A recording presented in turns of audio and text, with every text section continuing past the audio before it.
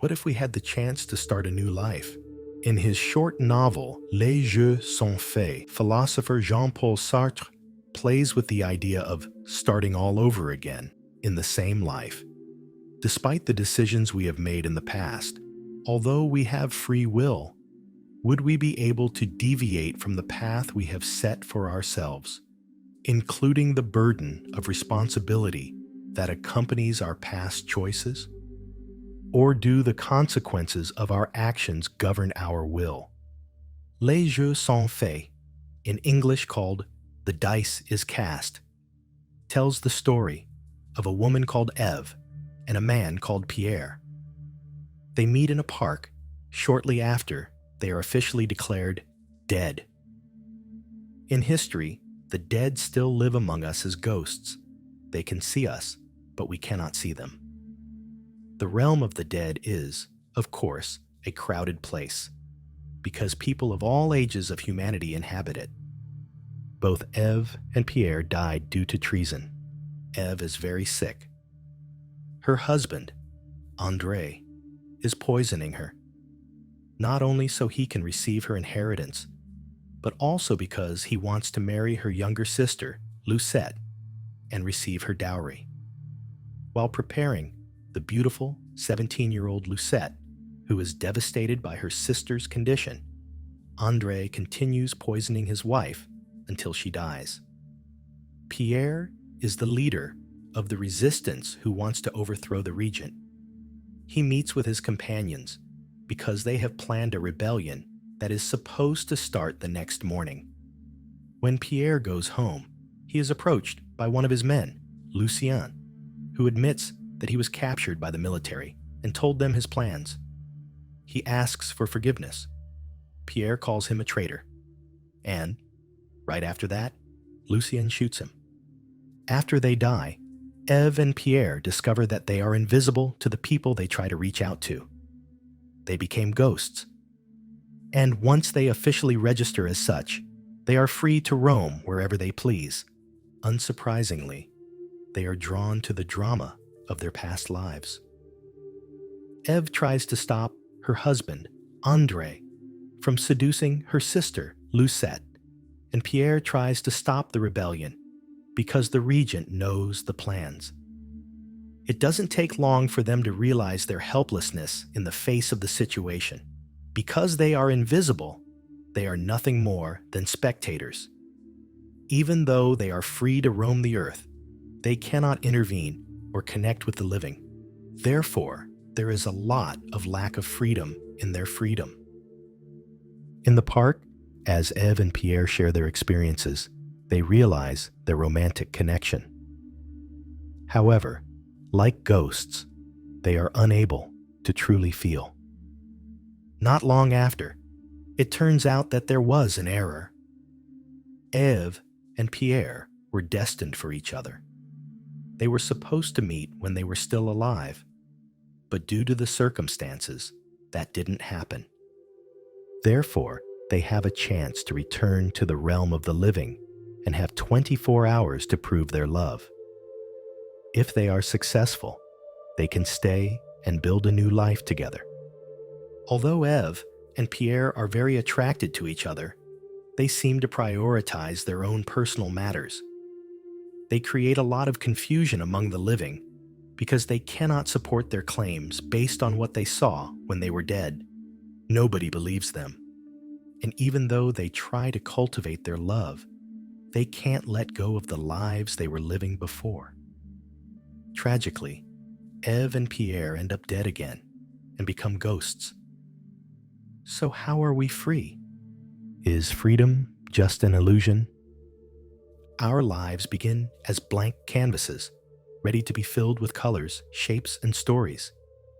In the beginning, we are just a combination of infinite possibilities, without well-defined contours, without a clear purpose. But as we grow, we begin to interact with the world around us. We absorb experiences, we learn from those around us, and little by little, we give the first traces of our own identity.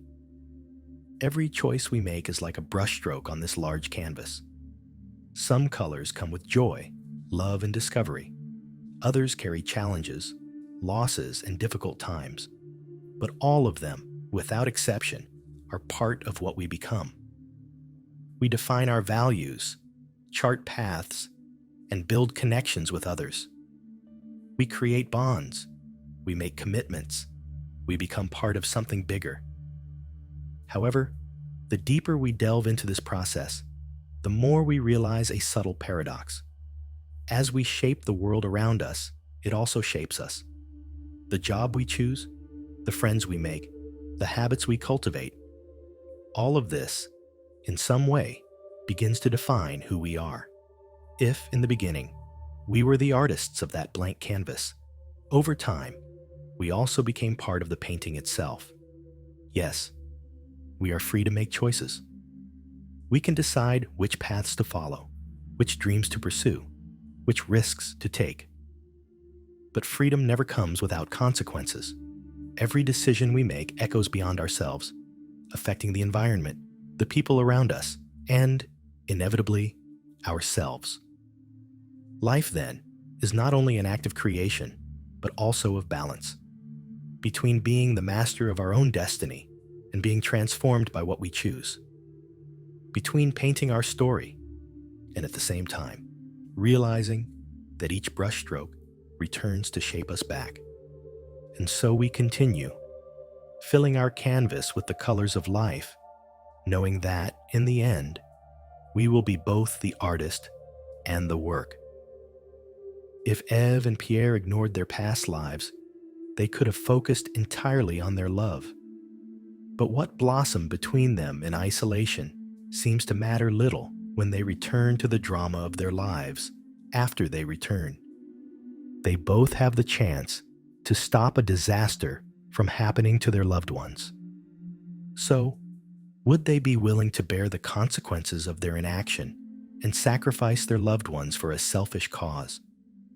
Clearly not. Thus, according to Sartre, freedom of choice is real. But we are still trapped by the consequences, which are completely out of control and inseparable from the path we follow.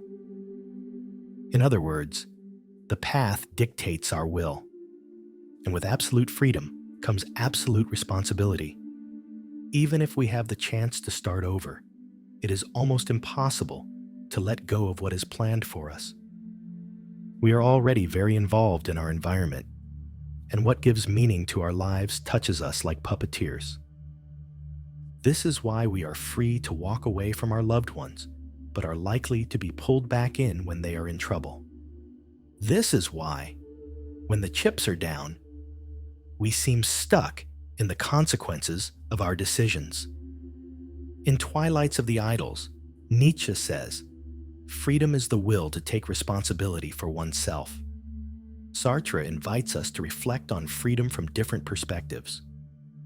For him, being free is not just having choices, but also dealing with the consequences that arise from them. However, this freedom manifests itself in different ways, depending on the condition in which we find ourselves.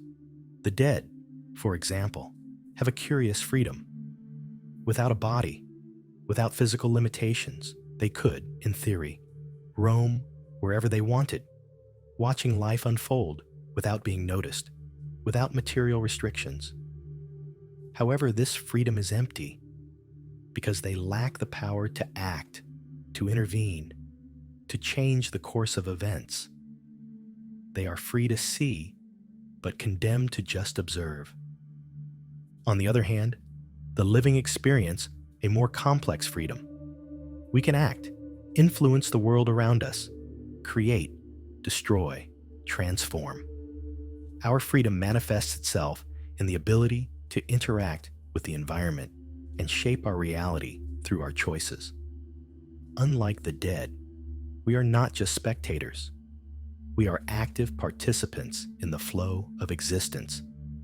However, this freedom is not absolute. Although we have free will, our decisions do not come out of nowhere.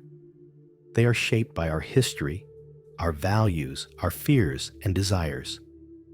What we choose to do depends on the context in which we are inserted, the people around us, and, above all, our willingness to deal with the consequences of our actions. Sartre reminds us that being free does not mean being exempt from responsibilities. On the contrary, true freedom requires courage, as it involves assuming the weight of our choices and recognizing that we are, to a large extent, the creators of our own destiny. Thus, freedom is not just a right.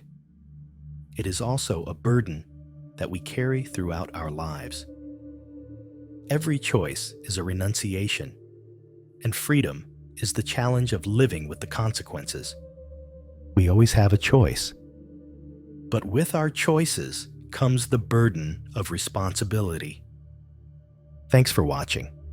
And if you like the content, don't forget to subscribe to the channel for more valuable content about psychology, psyche, and philosophy. Until next time.